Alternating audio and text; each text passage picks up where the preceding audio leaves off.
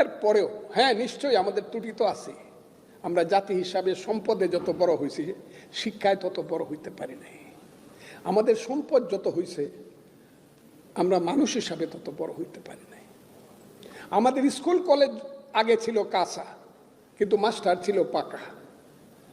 এখন school college হয়েছে পাকা, মাস্টার হয়েছে কাঁচা। কাজে আমাদের শিক্ষাটা সেই রকম হয়।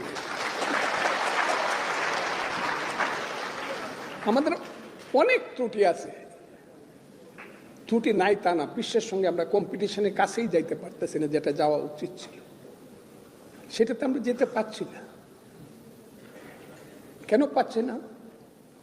ঢাকা বিশ্ববিদ্যালয়ে, আমি যে বিশ্ববিদ্যালয়ে 13 বছর কাটাইছি, 69 সন থেকে 83 সন পর্যন্ত 14 বছর, এর মাঝে 4 বছর ফাঁক আছে, সেই ঢাকা বিশ্ববিদ্যালয়ে এখন আমার কাছে মনে হয় না, এটা দেখলে আর আমার মাথা নত হয় না, জ্ঞানে গর্বে গুণে যে ঢাকা বিশ্ববিদ্যালয়ের ছাত্র এবং মা শিক্ষককে দেখলে, যে জাতীয় অধ্যাপক আব্দুর রাজ্জাক, যে জাতীয় অধ্যাপক রহমান সোবান, যে জাতীয় অধ্যাপক আহমদ শরীফ, সিরাজুল ইসলাম চৌধুরী, মুজাফর আহমদ চৌধুরী, নাজমা চৌধুরী, নীলিমা ইব্রাহিম, যাদেরকে দেখলে মাথা নত হয়ে উঠত, এখন নামই জানি না কে ভাইস চ্যান্সেলর হয়।